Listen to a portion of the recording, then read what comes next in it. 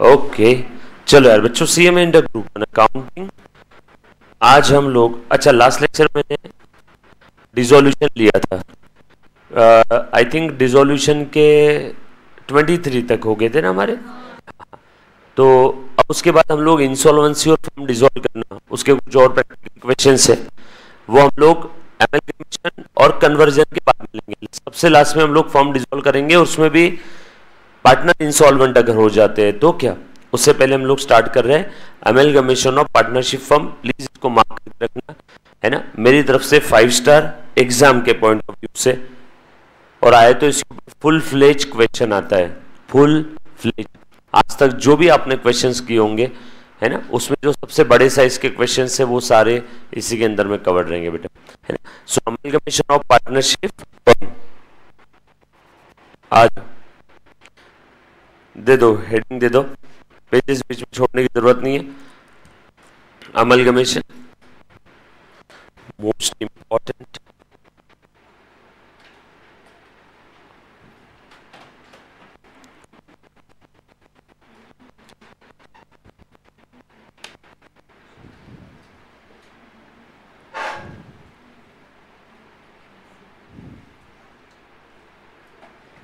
आज ठीक है।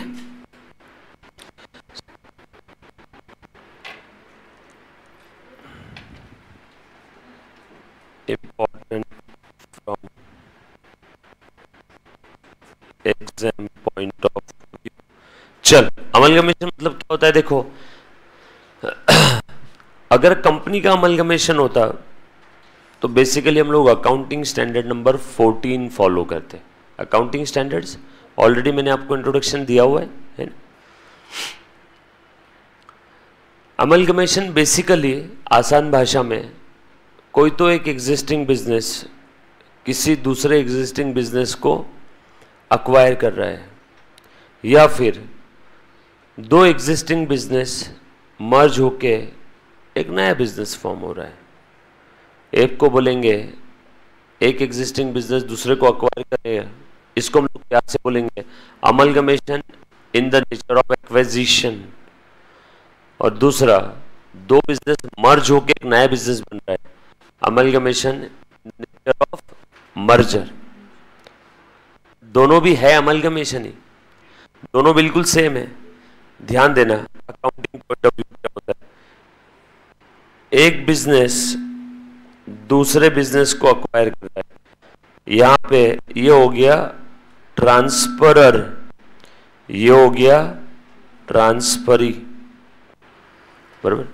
या फिर ऐसा भी हो सकता है, ए और बी मिलकर के एक नई फर्म बन रही है बेटा, जिसका नाम है सी। तो यहां पे दो दो ट्रांसफरर हो गए, ट्रांसफरर ट्रांसफरर, और ये कौन हो गया, ट्रांसफरी। ये दोनों भी अमलगमेशन की सिनारियो में कवर होते हैं। अब सर आसान भाषा में अमलगमेशन यानी क्या, सो इसीलिए मैं बोल सकता हूं basically amalgamation is transfer of assets and liabilities from one or more business to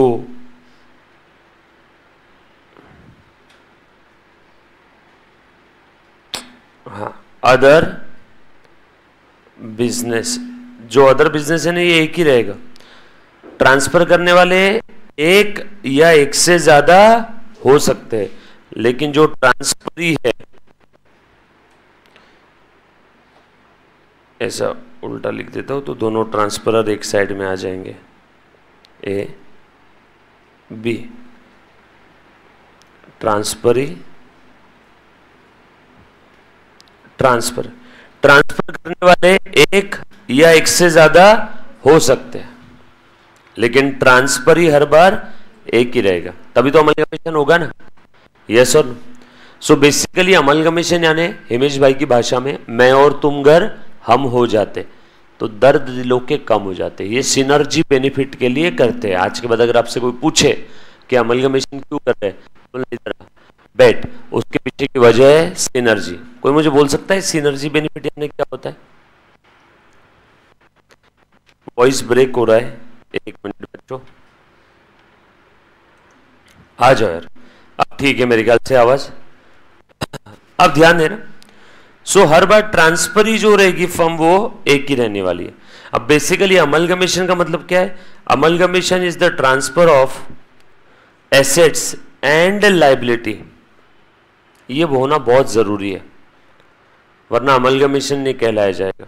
from one business to another business and transferor firm comes to an end। Most important feature, वरना काहे का अमलगमेशन? पता चला ए और B ने अपना business बंद कर दिया, सी को ट्रांसफर कर दिया, ए और बी भी जिंदा है और सी भी जिंदा है, तो यह ट्रांसफर ही, ये अमलगमेशन थोड़ी हुआ। ये तो इसका ये मतलब हुआ ए और बी ने असेट सेल किया है। असेट सेल करना और बिजनेस बंद करके नए बिजनेस के साथ जुड़ जाना, दोनों में फर्क है। यस और नो? सो ये मोस्ट इंपॉर्टेंट फीचर है कि जो फर्म अपना बिजनेस ट्रांसफर कर रही है वो firms must come to an end, तो ही तो अमलगमेशन बोला जाएगा ना। ये तो ऐसी बात हो कि मैं तुझसे शादी भी करूंगा और पुरानी वाली को भी नहीं छोड़ूंगा, तो ये थोड़ी ना बात हुई। अगर आप इसके साथ जा रहे हो तो पुराना छोड़ना होगा। समझ में आ रही बात सभी को? सो अगर कोई क्वेश्चन में ऐसा दिया है कि ए और बी असेट्स और लायबिलिटी सेल कर रही है सी को, तो डायरेक्टली घाई मत करना कि वो अमलगमेशन है। चेक करना ए और बी का बिजनेस बंद होना चाहिए। अगर ए और बी का बिजनेस बंद नहीं हो रहा है तो वो अमलगमेशन नहीं है। अमलगमेशन में transferor firm, selling firm, vendor firm, ओहो शाम तेरे कितने नाम, 3, ट्रांसफरर, सेलिंग, ये सेल कर रही है ना अपने आप को, और इसी को प्यार से बोल सकते हैं वेंडर। बराबर है क्या? सो यहां पे ए और बी क्या हो गए? वेंडर। राइट? लिख लिया बेटा सभी ने? फिर क्या कर रहे थे आप? लिखो अच्छे से, फटाफट से लिख लेना है सभी ने। सो अमलगमेशन में ट्रांसफरर फर्म, सेलिंग और वेंडर फर्म क्लोज होनी चाहिए।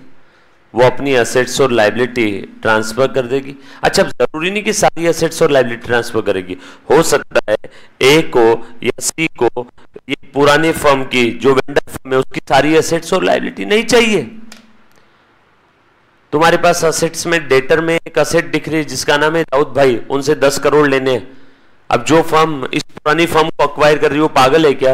वो बोलेगी हमें तुम्हारे डेटर नहीं चाहिए, क्योंकि उनको भी मालूम है अगर हमने उसके डेटर ले भी लिए तो कौन सा दाऊद इब्राहिम पैसे देने वाले 10 करोड़।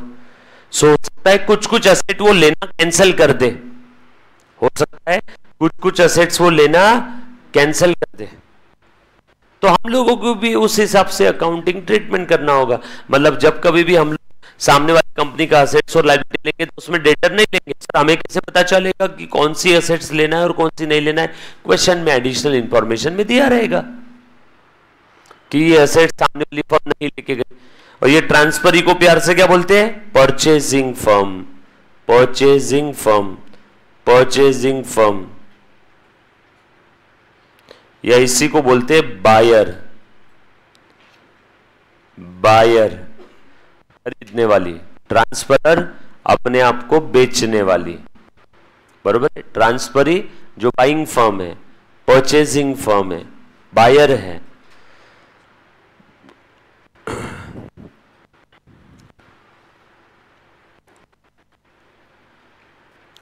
क्लियर? All set?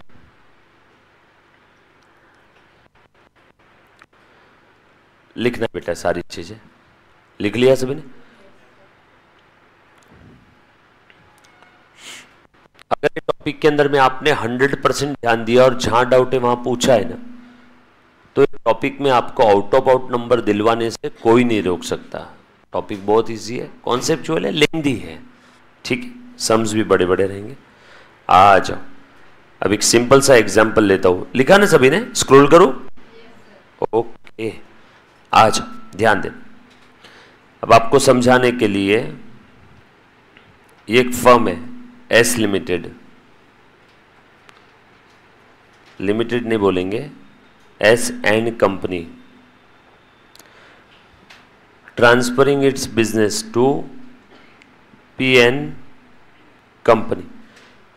एक फर्म है, फर्म बोलो, प्रोप्राइटरी फर्म बोलो या पार्टनरशिप फर्म बोलो, अपना बिजनेस ट्रांसफर कर रही है किसी दूसरे फर्म को, यस और नो? आपको समझाने के लिए, ये सोल प्रोप्राइटरी फर्म है और ये पार्टनरशिप फर्म है, बराबर है? तो ये सोल प्रोप्राइटरी फर्म अपना बिजनेस पार्टनरशिप फर्म को दे रही है, ये भी एक केस हो सकता है। या ऐसा भी हो सकता है, एसएन कंपनी और एक्सएन कंपनी, ये दो सोल प्रोप्राइटरी फर्म है। मैं सब्जेक्ट के टॉपिक के अंदर आगे बेटा अच्छे से ध्यान दे। ये दो सोल प्रोप्राइटरी फर्म है और ये दोनों अपना बिजनेस ट्रांसफर कर रही है पीएन कंपनी को। पीएन कंपनी अभी एक न्यू पार्टनरशिप फर्म पैदा हो रही है, न्यू पार्टनरशिप फर्म। और ये कैसे पैदा हो रही है बेटा? एक्स और एक्स ये दोनों पहले सोल प्रोप्राइटर थे, ये दोनों सोल प्रोप्राइटर मिल करके एक पार्टनरशिप फर्म क्रिएट करना चाहते हैं। हो सकता है कि नहीं? दो सोल प्रोप्राइटर है, दोनों मिलके क्या क्रिएट करना चाहते हैं? Partnership firm.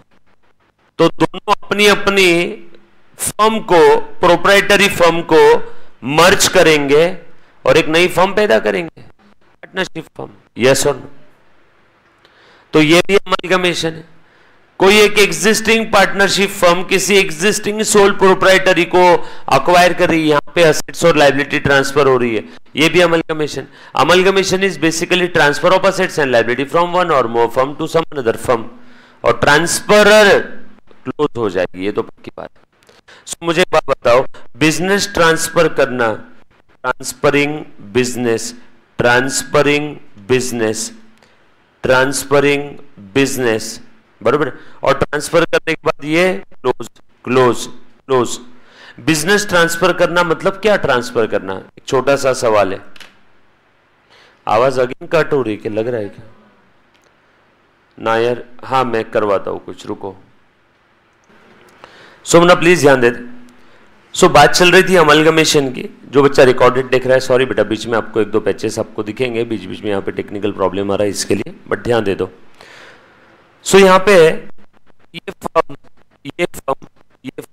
अपना बिजनेस क्या कर रही है बेटा? ट्रांसफर कर रही है ट्रांसफरी फर्म को। बिजनेस ट्रांसफर करना मतलब क्या? बिजनेस ट्रांसफर करने का, समझे ना? आगे हाँ दे दे। सो ध्यान दे। So basically transfer of business का मतलब होता है transfer of assets and liability. थोड़ा सा और डीप में जाकर के देखते हैं, transfer of assets and liability का मतलब क्या होता है? Transfer of balance sheet. So आज के बाद अगर आपसे कोई बोले कि धंधा मतलब क्या, तो उसको बोलना धंधा मतलब बैलेंस शीट, क्योंकि बिजनेस में अजर अमर गोइंग कंसर्न ये बैलेंस शीट है। ट्रेडिंग पीएनएल तो हर साल वैसे भी क्लोज होते हैं, वो तो टेम्पररी नेचर है। बिजनेस में परमानेंट चीज क्या है? Balance sheet. सो बिजनेस बंद करना मतलब बैलेंस शीट बंद करना। देखो डिसोल्यूशन के समय, पार्टनरशिप के डिसोल्यूशन के समय हमने क्या बंद किया? Balance sheet. सारी बैलेंस शीट की असेट्स और लायबिलिटी कहां ट्रांसफर की? असेट्स और अपने रियलाइजेशन अकाउंट्स में, असेट्स और लायबिलिटी रियलाइजेशन में ट्रांसफर किया। कौन से वैल्यू पे? बुक वैल्यू पे, क्योंकि बैलेंस शीट में बुक वैल्यू दिखती है। बैलेंस शीट को बंद करना है तो बुक वैल्यू को ही रिवर्स करना पड़ेगा, यस और नो? सो बिजनेस बंद करना यानी बैलेंस शीट बंद करना, बिजनेस बेचना यानी बैलेंस शीट बेचना, यस और नो? सो ये सारी चीज ध्यान रखना है। सो इन शॉर्ट अमलगमेशन में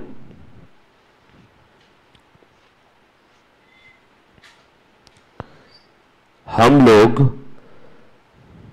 एक फर्म की, वो फर्म चाहे पार्टनरशिप फर्म हो चाहे सोल प्रोप्राइटरी फर्म हो, हम लोग क्या करेंगे, इसकी बैलेंस शीट को ट्रांसफर करेंगे टू द न्यू फर्म और एग्जिस्टिंग फर्म।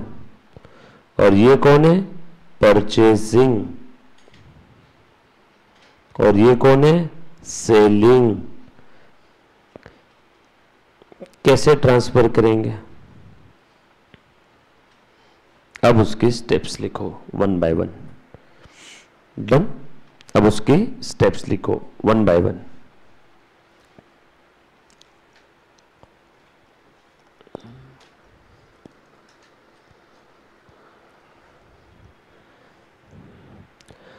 जिस दिन अमलगमेशन हो रहा है उस दिन की मुझे बैलेंस शीट चाहिए।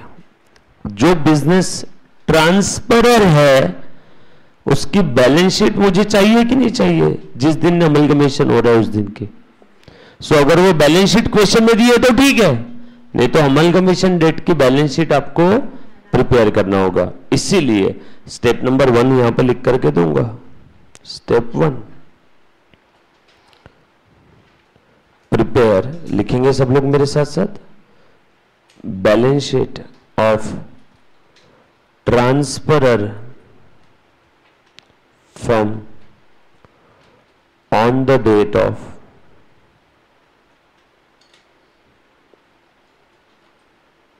amalgamation, on the date of amalgamation, if necessary। 90% question में बैलेंस शीट डी रहती है, बराबर है। एक बार फिर से आपको बता देता हूँ शॉर्टकट में, अच्छे से ध्यान देना बेटा। हम लोग अमलगमेशन और पार्टनरशिप फर्म पढ़ रहे हैं जहां पे कोई तो एक या एक से ज्यादा फर्म अपना बिजनेस किसी दूसरे फर्म को ट्रांसफर कर रही है। बिजनेस ट्रांसफर करने का मतलब होता है बैलेंस शीट ट्रांसफर करना। So basically amalgamation is the transfer of business from one or more transferor to some another transferee for some consideration. फोकट में तो करेंगे नहीं, बदले में पैसा लेंगे ना। अच्छा, पैसा किसको मिलेगा बताओ, ट्रांसफरर के ओनर को। किसको मिलेगा पैसा, ट्रांसफरर के ओनर को। अब बच्चे यहां पे काफी बार एग्जाम में गलती करते हैं, मुझे एक बात बताओ, जैसे मैंने मेरा रनिंग बिजनेस ट्रांसफर कर दिया आकाश सर को, तो आकाश सर उसका परचेस कंसिडरेशन मुझे देंगे या मेरे क्रेडिटर्स को देंगे, मुझे, बराबर है। एग्जाम में यहां पे काफी बार दिया रहता है कि परचेसिंग फर्म ने कंसिडरेशन ट्रांसफरर के ओनर को भी दिया और थोड़ा सा कंसिडरेशन ट्रांसफरर के क्रेडिटर्स को भी दिया। तो क्रेडिटर्स को जो दिया वो परचेस कंसिडरेशन में नहीं आएगा। अच्छा, परचेस कंसिडरेशन का मतलब मालूम है ना सभी को? परचेस कंसिडरेशन मतलब बाइंग फर्म जो सेलिंग फर्म के ओनर को देती है वो ही परचेस कंसिडरेशन में आएगा, बाकी और परचेस कंसिडरेशन में कुछ नहीं आएगा। आपको क्वेश्चन में ऐसा दिया रहेगा कि बाइंग फर्म सेलिंग फर्म के क्रेडिटर्स को हाथी, घोड़ा, एसेट्स, कैश, शेयर्स या और कुछ इन्वेस्टमेंट या और कुछ दे रही है, लेकिन वो कुछ भी कंसिडरेशन में नहीं आएगा। Purchase consideration is the consideration payable or due by the transferee firm to the owners of, to the owners not creditors. Exam में जानबूझ के काफी बार देते हैं कि बाइंग फर्म ने सेलिंग फर्म के क्रेडिटर्स को पेमेंट किया, बाइंग फर्म ने सेलिंग फर्म के ओनर्स को पेमेंट किया। बच्चे परचेस कंसिडरेशन में दोनों को जोड़ देते हैं, क्रेडिटर्स को 50,000 दिए, ओनर को 1 लाख, और बच्चा बोलता है बाइंग फर्म ने तो 1.5 लाख दिए तो पीसी 1.5 लाख है। रॉन्ग। पीसी यानी क्या? Consideration payable by the transferee to the owner of transferor. बाकी और कुछ भी परचेस कंसिडरेशन में नहीं आएगा। ये बात क्लियर हो गई सभी की? पक्की बात? यहां तक किसी बच्चे को कोई डाउट? सो स्टेप नंबर 1 लिख लें बेटा सभी ने। Prepare the balance sheet of the transfer firm on the date of amalgamation if necessary. अगर क्वेश्चन में दिया है तो ठीक है, नहीं दिया है तो आपको बनाना पड़ेगा। जैसे देखो क्या केस रहेगी, अमलगमेशन हो रहा है इस दिन 1 जुलाई 2022 और क्वेश्चन में बैलेंस शीट दी है 31 मार्च 22। तो आपको क्या करना पड़ेगा, पहले इस दौरान जो भी प्लस माइनस हुआ वो सारे प्लस माइनस ट्रांजैक्शन कंसीडर करके आपको इस दिन की बैलेंस शीट पहले बनानी पड़ेगी। यह है स्टेप 1, बराबर, इजी एकदम बनाएंगे हम लोग। स्टेप नंबर 2 लिखो transfer all assets of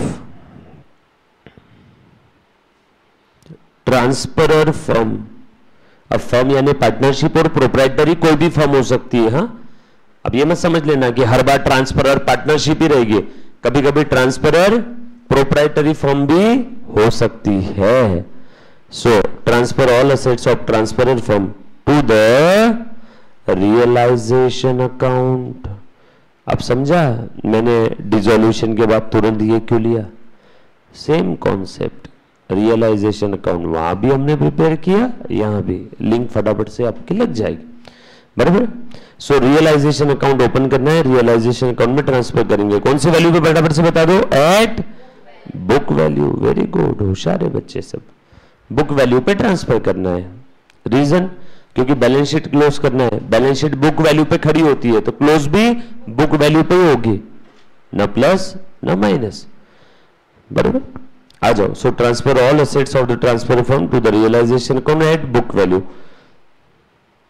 accept, बताओ, cash and bank balance. But अब यहां पे एक नई चीज है, बट अच्छे से ध्यान देना, कैश और बैंक ट्रांसफर नहीं करना। बट अगर क्वेश्चन में स्पेसिफिकली बोला हुआ है कि नई फर्म, बाइंग फर्म कैश और बैंक बैलेंस को भी लेके जा रही है, क्वेश्चन में अगर स्पेसिफिकली बोला है कि बाइंग फर्म कैश बैंक भी लेके जा रही है, तो उस केस में हम लोग कैश बैंक को भी ट्रांसफर कर देंगे। But if question specifies that buying firm taken over cash bank balance also, then transfer cash bank balance to realization account।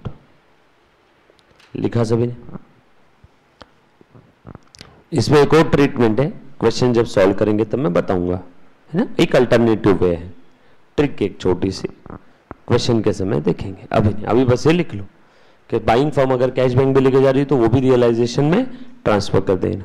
So assets transfer कर दे। लिखो स्टेप नंबर 3, बोलो क्या रहेगा स्टेप नंबर 3, फटाफट से बता दो। ट्रांसफर ऑल लाइबिलिटीज, कौन सी? Third party.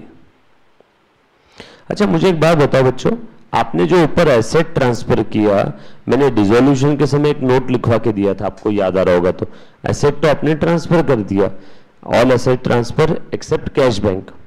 मुझे एक बात बताओ, बैलेंस शीट के एसेट साइड में अब अगर कोई फिक्टिशियस एसेट है तो वो रियलाइजेशन में ट्रांसफर करेंगे क्या? वेरी गुड, वो ट्रांसफर नहीं करेंगे। मैंने ऑलरेडी इसका लॉजिक बताया आपको।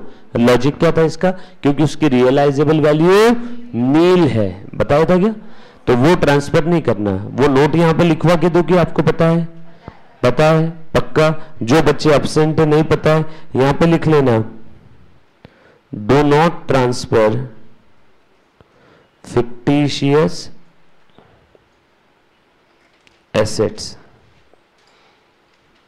लॉजिक भी लिख लो, since its realisable value is nil, बरोबर। By the way fictitious asset कहां जाएगी? ओनर के अकाउंट में, क्योंकि ये सारी लॉस एसेट है। लॉस किसका होता है? सवाल, लॉस किसका होता है? ये सवाल है। जवाब, जिसका प्रॉफिट होता है। प्रॉफिट किसका होता है? ओनर का। तो लॉस भी किसका? ओनर का। तो लॉस एसेट कहां ट्रांसफर करेंगे? ओनर के कैपिटल में। डन। चलो एसेट ट्रांसफर कर दिया, उसके बाद लिख लो लायबिलिटीज ट्रांसफर करो। Transfer all liabilities, third party liability to realisation account at book value,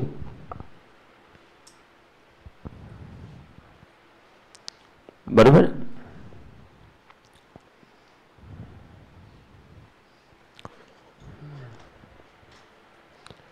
चलो आगे।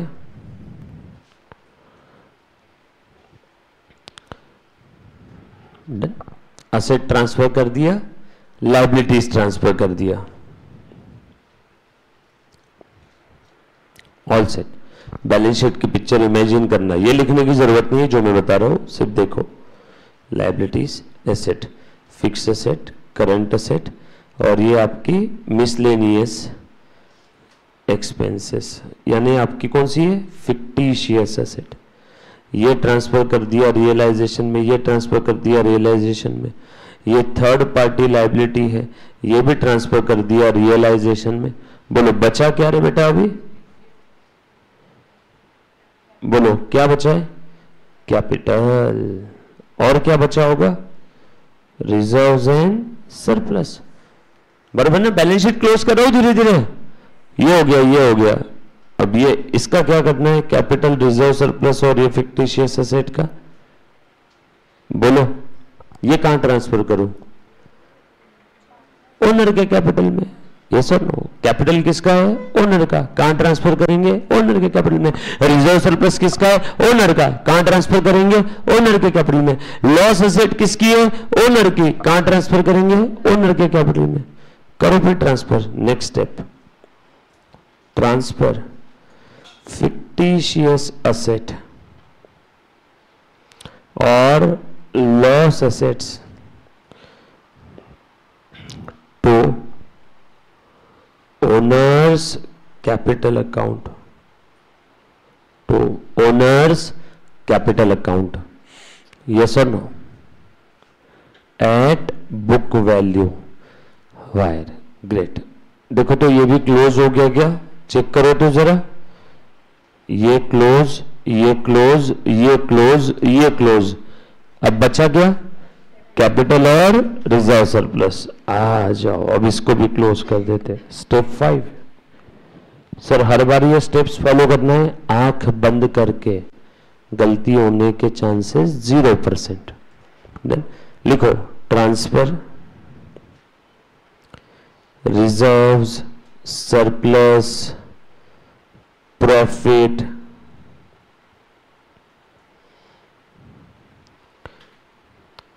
Capital balances to owners capital account.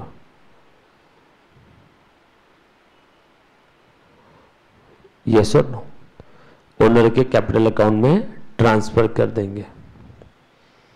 Balance sheet पूरी क्लोज हो गई, चेक करो तो, ये भी क्लोज, ये भी क्लोज, बैलेंस शीट क्लोज। धंधा बंद करने के लिए सबसे पहला काम यही है, बैलेंस शीट क्लोज करो। असेट्स लायबिलिटी ट्रांसफर कर दिया, बरोबर। हाँ जाओ, अब सारा खेल कहानी किससे रिलेटेड है, रियलाइजेशन से। अब ध्यान रखना, एक भी नया अकाउंट नहीं बनना चाहिए। पता चला आपने बैलेंस शीट क्लोज की और इसके बाद कोई तो एक नया अकाउंट बना लिया, डेटर्स का डूबा हुआ पैसा आ गया और आपने एंट्री कर दी, cash account debit to bad debt recovered.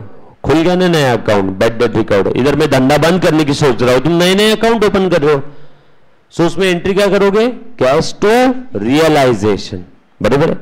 Realisation का एक्सपेंस हुआ, नया अकाउंट ओपन नहीं करना, expense account debit to cash. क्या लिखेंगे, रियलाइजेशन टू कैश। कैश का एक कैश अकाउंट रहने दो ओपन अगर रहेगा तो, क्योंकि आखिरी में हम लोग उसको ओनर्स के कैपिटल में ट्रांसफर कर ही सकते हैं, कोई टेंशन नहीं। कैश तो जरूरी है ना, कैश अकाउंट तो आखिरी तक ओपन करके रखना है।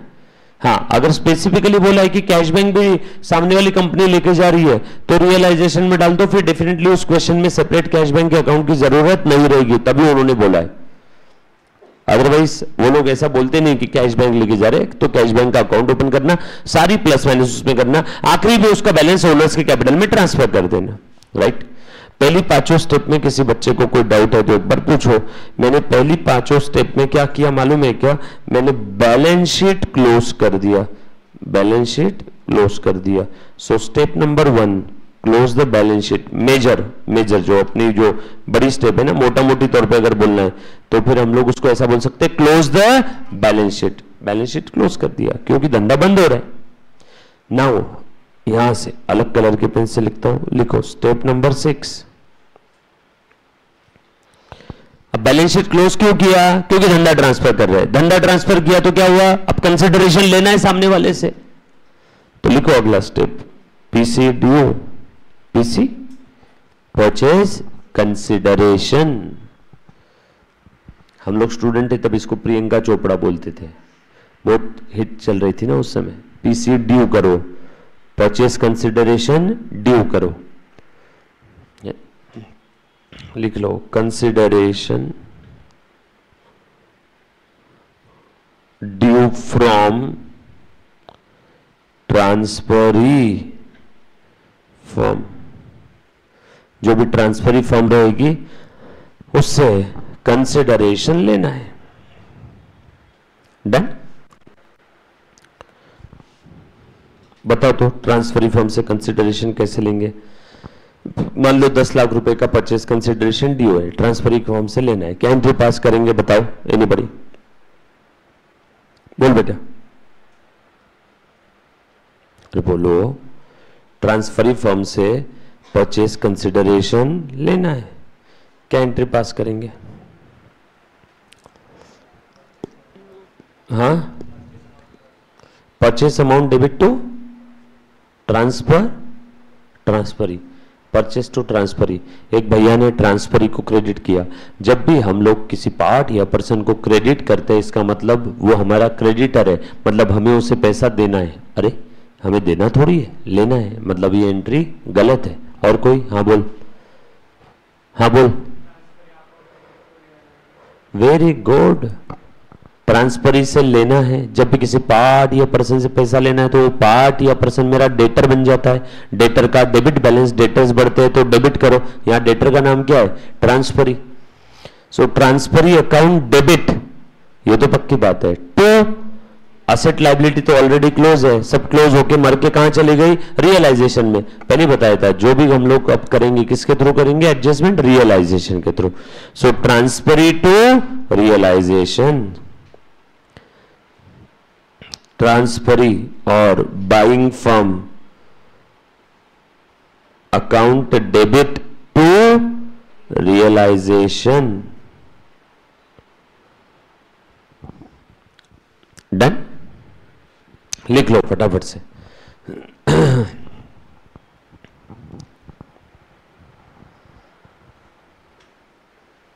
All set. उसके बाद स्टेप नंबर 7, बोलो बेटा। नेक्स्ट स्टेप, रियलाइजेशन का कुछ खर्चा हुआ है, कभी कभार दे सकते हैं, सिंपल सा एडजस्टमेंट, हर एक बच्चे को मालूम है इसका एंट्री, इसमें ज्यादा टाइम वेस्ट नहीं करेंगे। रियलाइजेशन एक्सपेंसेस इफ एनी, बोलो बेटा। अब यहां पे दो बातें हो सकती है, if paid by transferor firm, if paid by transferee. Sir transferee क्यों पे करेगी? हो सकता है हमारे पास कैश बैंक नहीं है, हो सकता है हमने ट्रांसफरी को बोल दिया भैया प्लीज इसका पैसा तुम दे देना, हमसे रिएम्बर्स कर लेना। बोलो क्या एंट्री रहेगी? अगर हमने पे किया तो जो ट्रांसफरर है उसने पे किया रियलाइजेशन एक्सपेंस, एनीबॉडी? फटक से सब लोग एक आवाज में। Very good, realization to cash bank. Realization account will be debited to cash or bank. Very good. और ट्रांसफरी ने पे किया तो रियलाइजेशन टू ट्रांसफरी, हमारी क्रेडिटर बन गई ना वो। जब भी मेरे भी आप में मेरा एक्सपेंस कोई दूसरा पे करता है मतलब वो मेरा क्या बन गया? क्रेडिटर। क्रेडिटर्स का क्रेडिट बैलेंस, क्रेडिटर्स बन गया, ने क्रेडिटर्स बढ़ गए तो क्रेडिट करो। यस और नो? All set? क्लियर? चलो नेक्स्ट स्टेप, ये समझ में आया ना बेटा सभी को? दूसरी वाली एंट्री खास करके ट्रांसफरी ने पे किया हमारे भी आप में।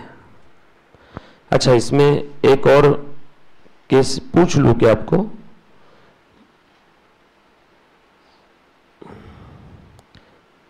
इफ आपने सिर्फ जवाब देना है, अगर जगह होगी तो साइड में लिखना, नहीं तो नीचे लिखा तो भी चलेगा। कहीं पे दिया नहीं है आपके मॉड्यूल में भी, लेकिन पूछ लेता हूं, एग्जाम में आ सकता है। If realization expenses paid by and borne by transferee, बोलो क्या एंट्री रहेगी हमारे बुक में? Realization to transferee, okay. और कोई? ट्राई करो, ठीक से पढ़ो, जवाब दो। रियलाइजेशन का खर्चा निशांत, ट्रांसफरी बाइंग फर्म ही दे रही है और वो ही बेयर कर रही है। बोल अपने बुक में क्या एंट्री रहेगी? हाँ, क्वेश्चन ये है, खरीदने वाली फर्म ही बेयर कर रही है रियलाइजेशन का खर्चा और वो ही पे कर रही है। अपने बुक में क्या एंट्री रहेगी? No entry. Very good, no entry. तो लिख दो, ये वर्ड नहीं देखा शायद आपने, no entry in the books of transferor. ये सारी एंट्रीज ट्रांसफरर के बुक में चल रही है ना। No entry in the books of transferor. Very good, no entry. देखा, नवरात्रि के पहले दिन का इफेक्ट, बरोबर जवाब देते बच्चे, देविया खास करके। और तुम लोग साले महिषासुर, जवाब दिया करो जल्दी जल्दी से, ठीक है? ऐसा सच कोई दिया नहीं है, बट लिख लो, एग्जाम में होता है कभी कभी इंस्टीट्यूट बोल देती है कि वही बेयर कर रही है और वही पे कर रही है, तो स्माइल देख के बोलने का, नो एंट्री। ये तो जबरदस्ती करके आ जाओगे, गलत हो जाएगा। लिख लिया सभी ने? स्क्रॉल करो। वेरी गुड, मासूम अभिषेक, सही बोला बेटा आपने। स्टेप 8,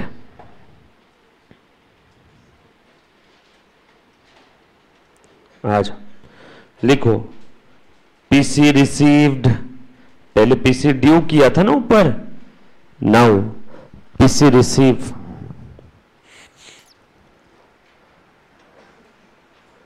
अब जो भी पीसी रिसीव होगा वो ही पीसी नई फर्म में क्या बन जाएगा? कैपिटल। देखो सिर्फ यहां पे ऐसे लिख रहा हूं, देखो ध्यान देना, whatever the consideration to be received from transferee firm will be transferred to partners capital account of the new firm। वही तो पीसी नए पार्टनर्स का कैपिटल बन जाएगा ना नई फर्म में। अब काफी बार क्वेश्चन में ऐसा देते हैं, पीसी दोनों को मिल रहा है 2-2 लाख, दो सोल प्रोप्राइटरी फर्म थी, दोनों मर्ज होने वाली, दोनों को पीसी मिल रहा है 2-2 लाख, लेकिन ऐसी कंडीशन लिख दी, नए फर्म में जो कैपिटल रहेगा दोनों का 1-1 लाख ही रहेगा। तो बताओ 2 लाख पीसी देना है दोनों को, नए फर्म में कैपिटल 1 लाख ही है, तो उनको नेट 1-1 लाख कैश दे देंगे। भाई नए फर्म में ये लो, पीसी 2-2 लाख देना था, नई फर्म में तुम्हारा कैपिटल 1-1 लाख है, बोलो कितना बच गया? 1-1 लाख, वो कैश ले लो। बाकी जैसा क्वेश्चन में बोला रहा वैसे हम लोग इंग्लिश को हिंदी में ट्रांसलेट करके करेंगे, लेकिन मोटा मोटी तौर पे हमारा ढांचा सेम रहेगा। राइट, क्लियर है? यहां तक किसी बच्चे को अगर कोई डाउट है तो प्लीज एक बार पूछो। इजी पीजी, एकदम सिंपल है, पक्का। एक क्वेश्चन सॉल्व करवाओ आप लोगों से इस पे, है ना? करके देखते, 2 फर्म को जोड़ के देखते जोड़ती है क्या, है ना? अच्छा, ये तो एक कॉमन सेंस है, एक आपने भी अप्लाई करना है। जब ट्रांसफरर फर्म, मैंने आज लेक्चर के स्टार्टिंग में भी 2-3 बार बता दिया, ट्रांसफरर फर्म का बिजनेस कंपलसरी बंद होना चाहिए। ट्रांसफरर के बुक्स ऑफ अकाउंट में एक भी अकाउंट ओपन नहीं रहना चाहिए। तो ही अमलगमेशन होगा, वरना अमलगमेशन नहीं होगा। ये जो मैं बार बार बोल रहा हूं ना, इसका आपको मतलब अभी प्रैक्टिकल क्वेश्चन में समझ में आएगा। सो एक बार बच्चों प्लीज ध्यान देना, आज हम लोग amalgamation of partnership firm start कर रहे हैं, एकदम सिंपल आसान लैंग्वेज में। दो फर्म मर्ज होकर के एक नई फर्म बन रही है, कोई तो एक एग्जिस्टिंग फर्म किसी एग्जिस्टिंग फर्म को अक्वायर कर रही है। बेसिकली अमलगमेशन के अंदर में we are transferring the business of the transferor to the business of the transferee, and after this transfer the transferor firm will comes to an end, उसका एक भी अकाउंट का बैलेंस ओपन नहीं रहेगा, right. ये सारी स्टेप्स हम लोग एज इट इज फॉलो करेंगे। स्टेप नंबर 1 क्या था? Transfer all asset to the realisation account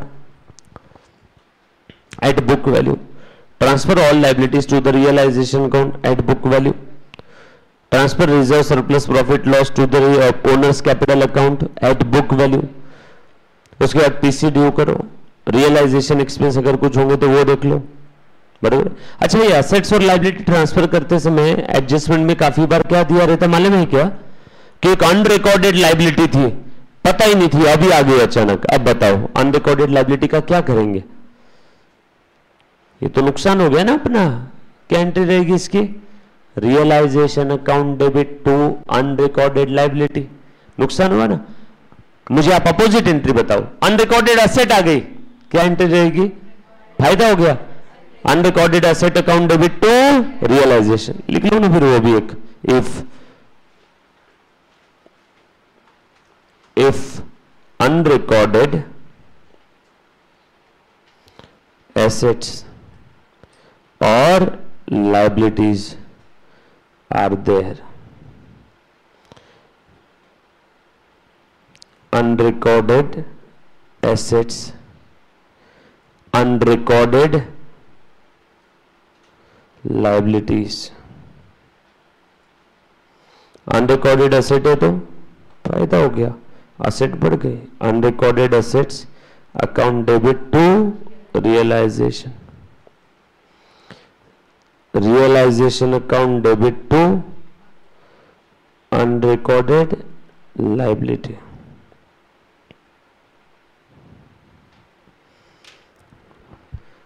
if any, हाँ अगर क्वेश्चन में दिया है तो, वरना जबरदस्ती जिद मत करना। अब तो अनरिकॉर्डेड की एंट्री करके रहूंगा, आज है नहीं तो डन।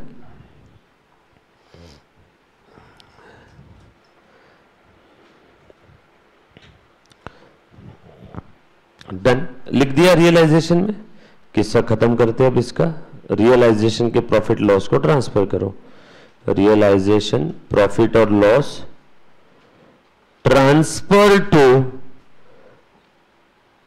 Owners capital account. कौन से owner? Owners of transferor.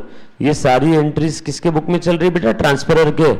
Transferor अपनी एसेट ट्रांसफर कर रही है, ट्रांसफरर अपनी लायबिलिटीज ट्रांसफर कर रही है, ट्रांसफरर को पीसी मिलने वाला है, ट्रांसफरर के ओनर्स जो भी है वो आगे जाके नई पार्टनरशिप फर्म में ओनर बनने वाले हैं। ये सारा किस्सा किसके बुक में चल रहा है? ट्रांसफरर के। सर फिर तो ट्रांसफरी के बुक में भी कुछ ना कुछ एंट्री होती होगी। होती है ना, वहां तो गिनती की 2-3 एंट्री है। सर 2-3 मतलब असेट्स लेना, ट्रांसफरर की लायबिलिटीज लेना और पीसी दे देना, खत्म। करेंगे वो भी सारी एंट्रीज करेंगे, यस और नो। बढ़ो आगे। किस्सा क्लियर है सभी को? कहीं कोई स्टेप्स में डाउट हो तो प्लीज एक बार पूछो। सो देखो लॉजिकल एकदम, मैं आपको मोटा मोटी तौर पे स्टेप्स बताता हूं।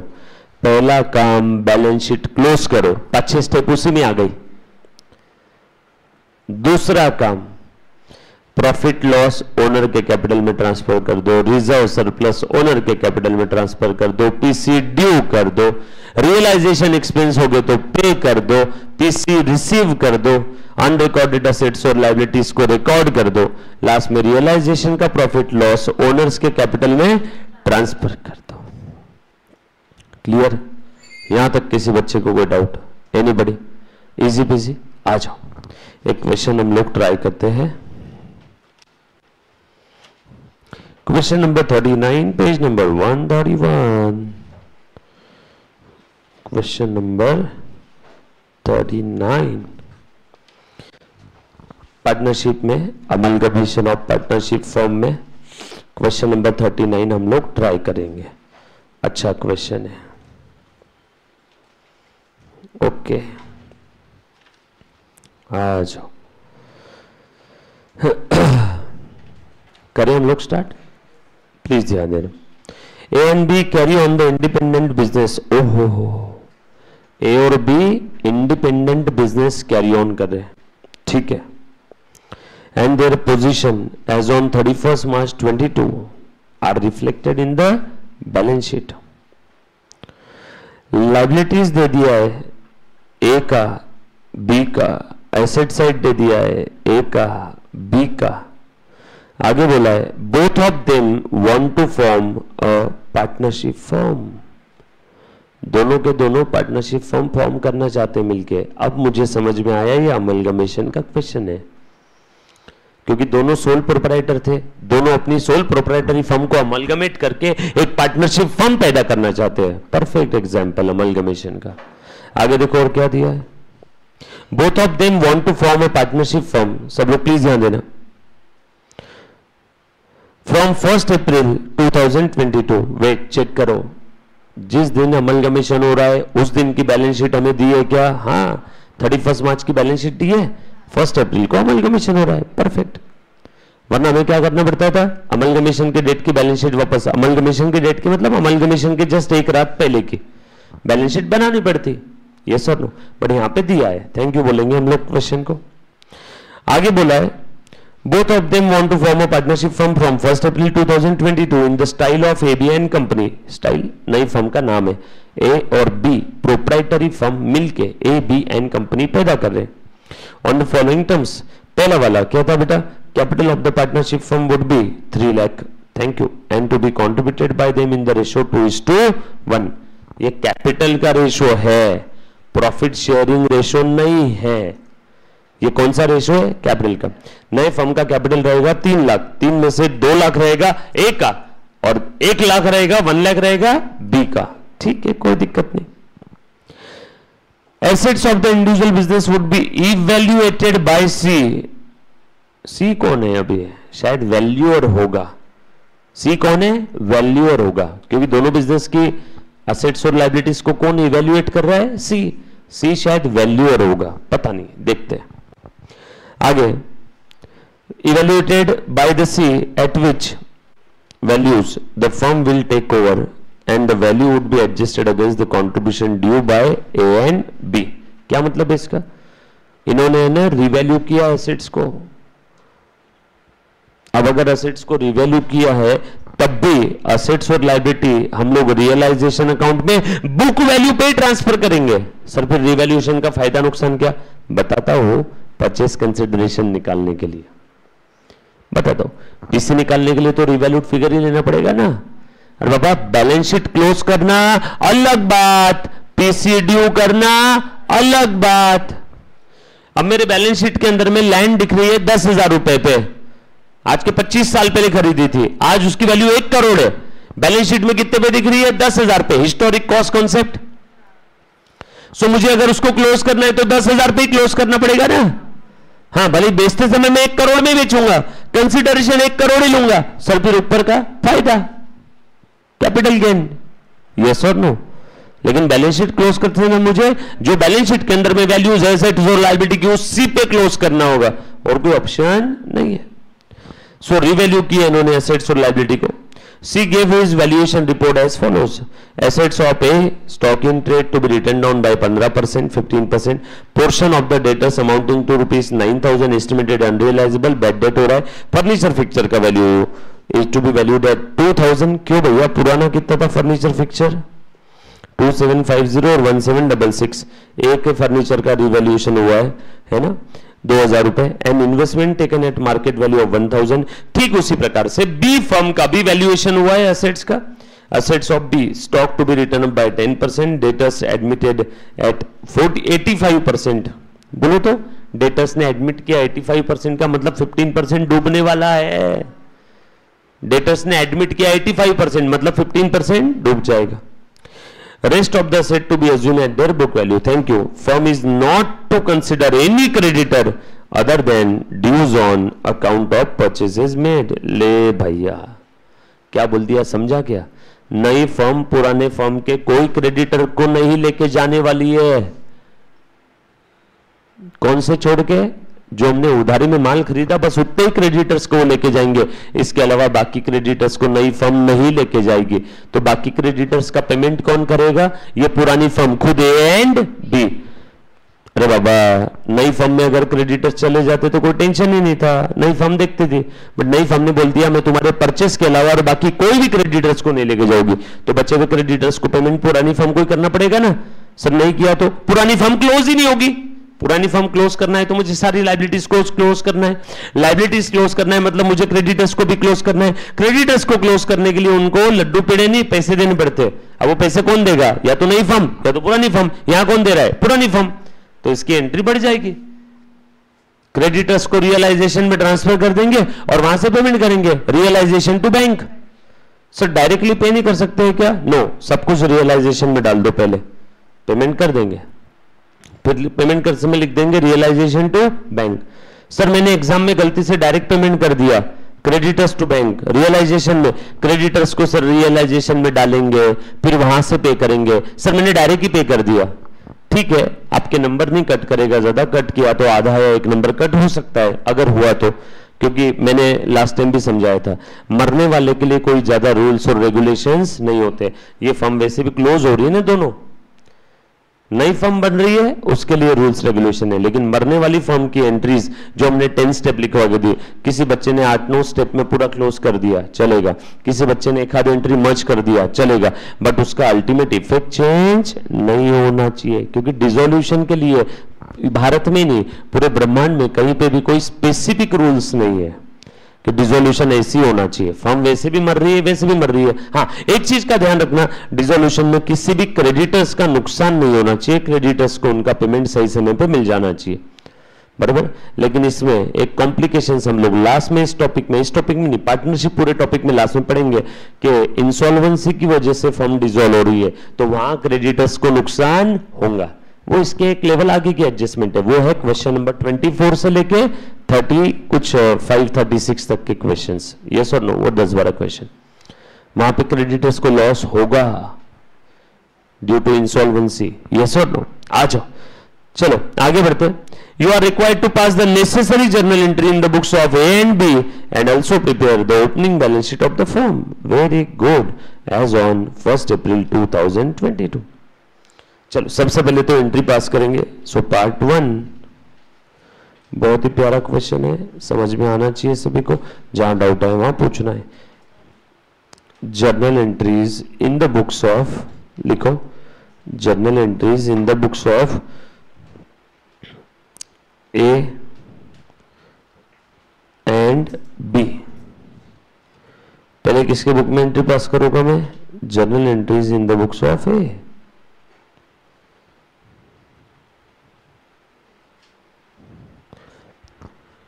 बराबर, दोनों को सेपरेट सेपरेट क्लोज करना, फिर एक समय आएगा आप एक साथ क्लोज करोगे, जर्नल एंट्री के 4 कॉलम बनाओगे, डेबिट क्रेडिट कॉलम ए का, डेबिट क्रेडिट बी का। वैसे मॉडल आंसर में सेपरेट सेपरेट क्लोज की जाती है, बराबर है। आप इंस्टीट्यूट के मॉडल आंसर देखोगे तो वहां पे आपको दिखेगा दोनों बुक्स को सेपरेटली क्लोज किया है, बराबर। हम भी सेपरेटली क्लोज करेंगे, लेकिन एक सम आपको वैसे भी बता दूंगा कि जहां पे दोनों की फर्म एक साथ क्लोज कर रहे हैं, डबल डबल कॉलम बना के, डेबिट क्रेडिट, समय बचेगा आपका, एग्जामिनर वोट आधा समय लगेगा। चलो बोलो बेटा, सबसे पहली स्टेप क्या है, जल्दी जल्दी से बता रहे हो बेटा।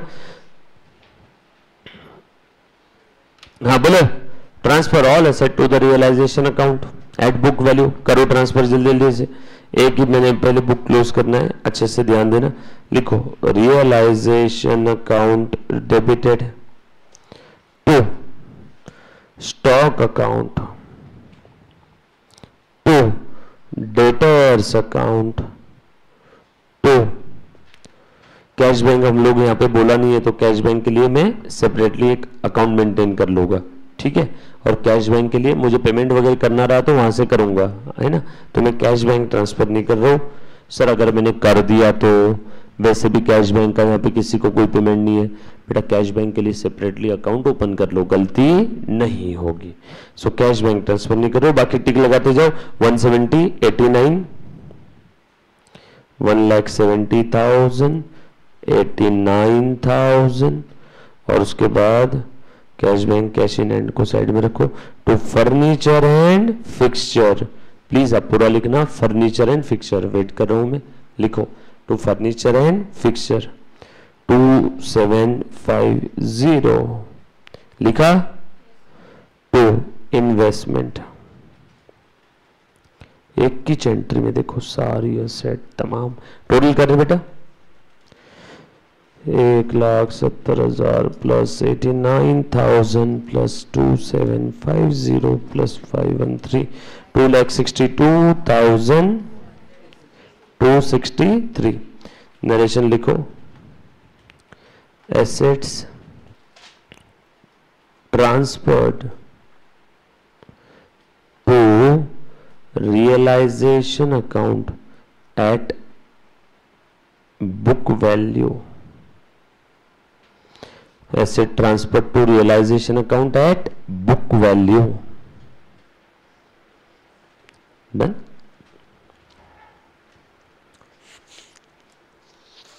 एसेट ट्रांसफर कर दिया बुक वैल्यू पे। उसके बाद दूसरी एंट्री, ध्यान देना सभी ने, असेट साइड अच्छी खासी क्लोज हो गई, कैश बैंक अगर छोड़ दिया तो।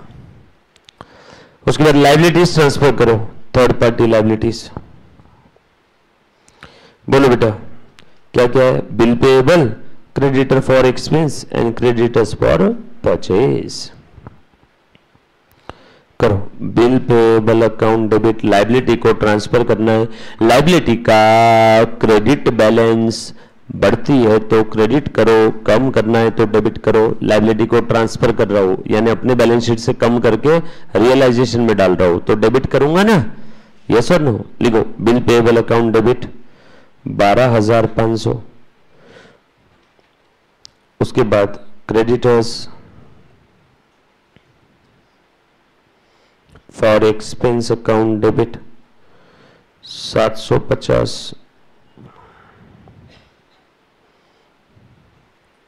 Creditors for purchase account debit 1,10,000 बराबर। क्रेडिटर फॉर एक्सपेंस हम पे करेंगे, क्रेडिटर फॉर परचेज वो लेके चले जाएगा, बोला ना उन्होंने। टू रियलाइजेशन अकाउंट,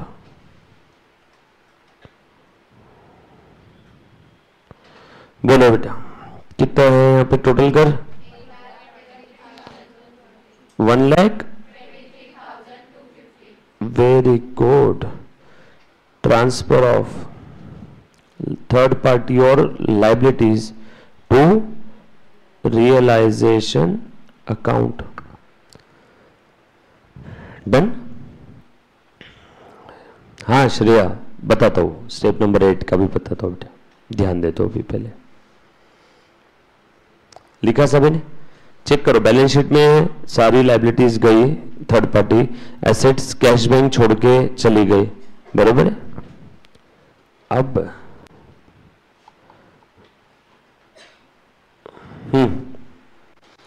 क्या करना है बेटा, ध्यान दे दो, वर्किंग नोट बनाओ, अगले पेज पे बनाना। हाँ, वर्किंग नोट नंबर 1, कैश और बैंक मिक्स बना रहा हूं, ठीक है।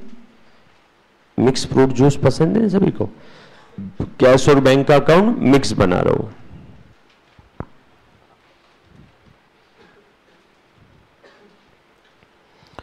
ओपनिंग बैलेंस बता रहे बेटा क्या है इसका, कैश बैंक की टोटल करो।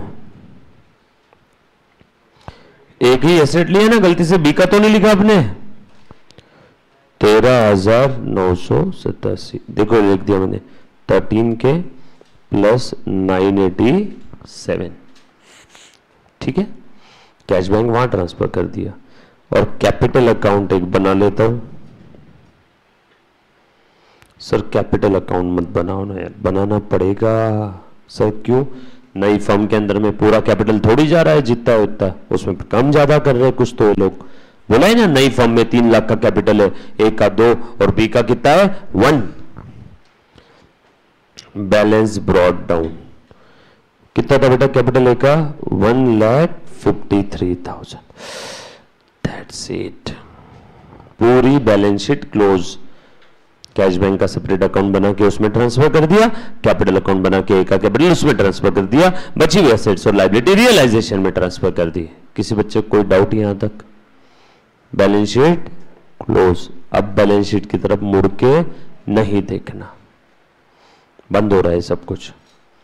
आ जाओ एडिशनल इंफॉर्मेशन पढ़ता हूं, ध्यान देना। Both of them want to form a partnership from 1 April in the style of AB and company. नीचे एडिशनल इंफॉर्मेशन पहले पॉइंट में दिया है। Capital of the partnership would be 3 lakh and to be contributed by them in the ratio of 2:1। Oh wow. मैं और एक अगले page पे है ना, आपने कितना पेज छोड़ा जर्नल एंट्रीज के लिए? एक पेज ना। अगले पेज पे आपने 2 अकाउंट बना लिए, अगले पेज पे थोड़ी सी जगह है नीचे, वो आधे पेज की जगह छोड़ के उसके अगले पेज पे बनाओ बैलेंस शीट। किसकी बैलेंस शीट है बताओ?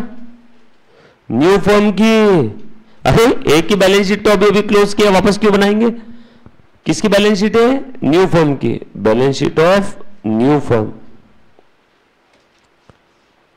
Liabilities, amount, assets, amount.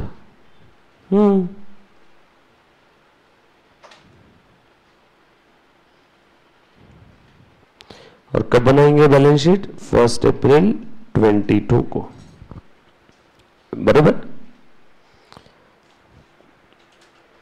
लिख दो। सबसे पहला आइटम इसमें मैं लिख लूंगा, बोलो कौन सा? Capital accounts. ए का और बी का कितना कितना है बताओ? 2 लाख और 1 लाख। कितना आसान है लाइफ, देखो ना, इन्होंने ही बता दिया, बराबर है। पढ़ो अगली एडिशनल। मैं सीक्वेंस में जा रहा हूं, क्वेश्चन का सीक्वेंस ब्रेक नहीं किया मैंने, बिल्कुल सीक्वेंस में। ऊपर से बैलेंस शीट से चालू किया, असेट्स और लायबिलिटी को रियलाइजेशन में ट्रांसफर कर दिया, कैपिटल को कैपिटल में, कैश बैंक को कैश बैंक में। डन। लॉस एसेट अगर होती तो मैं इधर को यहां ट्रांसफर करता कैपिटल में, लॉस एसेट है ही नहीं, बराबर। आ जाओ, ध्यान देना। थोड़ा सा और आगे बढ़ते हैं। आगे बोला है assets of the individual business would be evaluated by the C at which values the firm will take them over and the value would be adjusted against the contribution due by and B। फालतू बात, information थी ना। जाओ next page पे। उसमें कोई transaction है क्या? बस इतनी इंफॉर्मेशन दी है कि सी भैया वैल्यू करेंगे। नेक्स्ट पेज पे C gave his valuation report as follow. Assets of A, assets of B. Balance sheet जहां पे बनाई लिखो उसके नीचे बैलेंस शीट कितने पेज की रहेगी? आधे पौने पेज की, ठीक है। उसके नीचे लिखोगे आप working note, calculation of purchase consideration, calculation of purchase consideration, right. लिखा बेटा सभी ने? Calculation of PC. बोलो कैसे निकालना है? सी gave his valuation report. Stock in trade किस किस पे एडजस्टमेंट है? स्टॉक पे, डेटर्स पे, फर्नीचर फिक्सचर पे और इन्वेस्टमेंट पे। स्टॉक, डेटर्स, फर्नीचर फिक्सचर और इन्वेस्टमेंट, बस इतना ही ना। और आगे बोला है firm not consider any creditors, वो डी पॉइंट में लिखो। सो पीसी कैसे निकालेंगे? देखो बेटा यहां पे मैं लिख रहा हूं नेट एसेट मेथड। कौन सी मेथड से निकाल रहा हूं? Net asset. सर आपको कैसे समझा कि नेट एसेट मेथड है? अरे भैया यहां पे कुछ भी बोला नहीं, बस इतना बोला है वो असेट्स और लायबिलिटी लेके जा रहे हैं। असेट्स और लायबिलिटी लेके जा रहे हैं तो असेट माइनस लायबिलिटी, ये नेट एसेट का ही उतना पीसी देंगे ना। ये सर नो सर एग्जाम में हमें कैसे समझेगा? बस यही क्वेश्चन के अंदर में अगर बोला है कि सामने वाली फर्म ये असेट लेके जा रही है और ये लायबिलिटीज ले जा रही है, बची हुई लायबिलिटी ले जा रही है, मतलब आपको परचेज कंसिडरेशन किस मेथड से निकालना है? नेट एसेट, बराबर। चलो मैं लिखता हूं यहां पे। सर और भी कोई मेथड्स है क्या? मैं आपका काम आसान कर देता हूं, पीसी की मेथड के चक्कर में मत पड़ना। जब भी पीसी निकालने का है तो क्वेश्चन को पूछना, हे क्वेश्चन बता कैसे निकालना है पीसी। तो क्वेश्चन कभी कभी ऐसा दे देगा कि परचेस कंसिडरेशन के नाम पे सामने वाली फर्म इस ओनर्स को, पिछले वाले ओनर्स को ये दे रही है, तो उन सबकी टोटल यानी पीसी, एसेट दिया, कैश दिया, ये दिया, वो दिया। या कभी कभी ऐसा बोला रहेगा कि सामने वाली फर्म पिछले वाले ओनर्स को उनकी बैलेंस शीट के वैल्यू के हिसाब से पीसी दे रही है। बैलेंस शीट वैल्यू यानी असेट्स माइनस लायबिलिटीज। कभी कभी ऐसा बोला रहेगा कि सामने वाली फर्म असेट्स और लायबिलिटी के इंडिविजुअल वैल्यूएशन कर रही है और फिर पीसी दे रही है, जैसा इस क्वेश्चन में दिया है। इसीलिए पीसी के लिए मैं डायरेक्ट एक ही चीज बोलूंगा, क्वेश्चन पढ़ना है एज इट इज, मातृभाषा में कन्वर्ट करना है और चेक करना है एसेट्स कितनी है लेके गए, लायबिलिटीज कितनी लेके गए, उनका नेट वैल्यू यानी पीसी। और वो असेट कितने में लेके गए, देखो एक ही स्टॉक लेके गए 15% कम करके। बोलो तो एक का स्टॉक कितना था, एक का स्टॉक था 1,70,000, उसमें 15% कम करो। एसेट्स टेकन ओवर,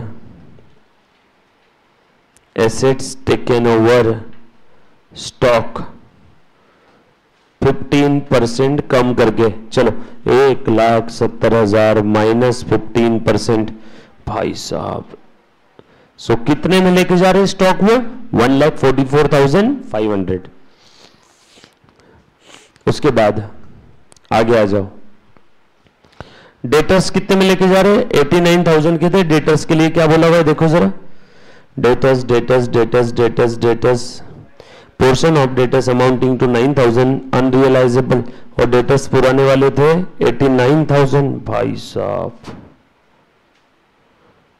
9 के कम कर दो तो बचा कितना, 80,000 बराबर। उसके बाद अगला क्या बोला इन्होंने, एडजस्टमेंट देखना जरा, furniture fixture valued at 2,000। Furniture fixture पुराना कितने का था, 2750, और ये कितने में वैल्यू किए, फर्नीचर एंड फिक्सचर 2,000। उसके बाद और क्या बोला, investment taken at market value 1,000।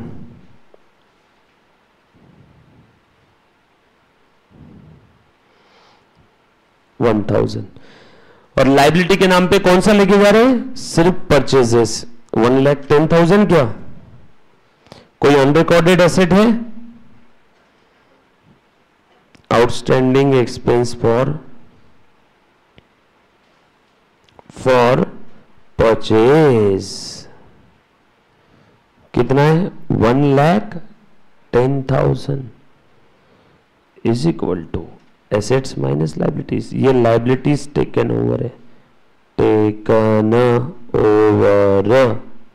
बताओ नेट एसेट कितनी आई, यही है आपका पीसी। ये क्या रहेगा बेटा आपका पीसी, परचेज कंसिडरेशन। करो फटाफट से और बताओ, 1,17,000। Very good,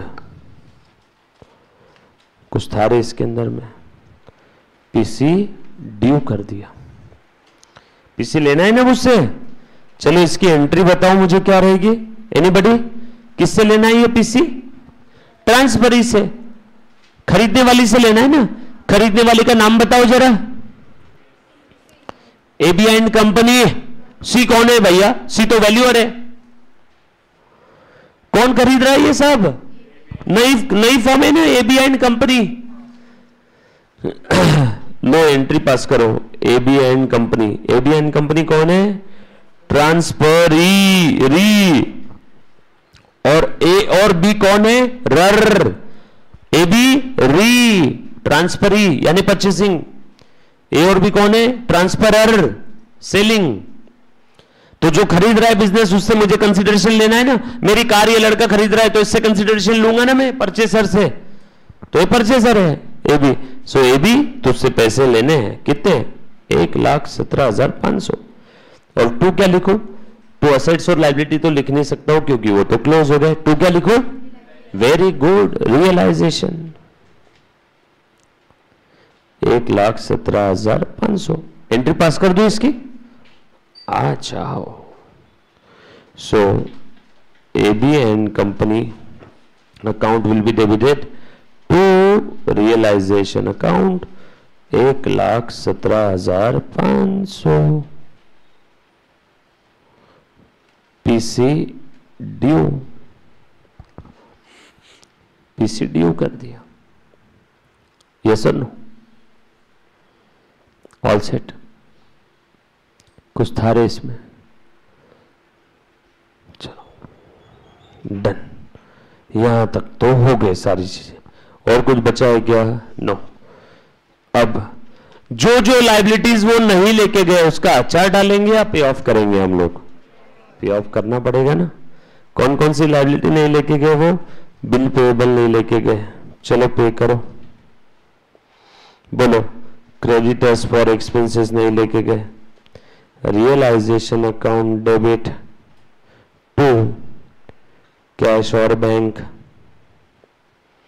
liabilities not taken over, liabilities not taken over, comma paid. कौन कौन सी लाइबिलिटी नहीं लेके गए? Creditors for expense and bill payable. बोलो बेटा कितना है? 12,500, 13,250 बराबर है बच्चों?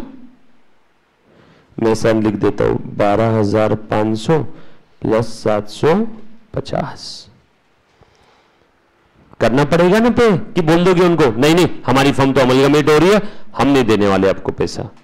देना पड़ेगा ना, दे दिया। क्लियर? सो लाइबिलिटी जो वो लेके चले गए वो लेके चले गए, जो वो नहीं लेके चले गए वो हमने पे कर दिया। फिक्टिशियस एसेट इसमें थी नहीं। That's it. अब क्या करना है? रियलाइजेशन का प्रॉफिट लॉस निकालो। रियलाइजेशन एक्सपेंस थे क्या इसमें कुछ? नो। रियलाइजेशन का प्रॉफिट लॉस निकालेंगे बच्चा लोग, फटाफट से निकालना है।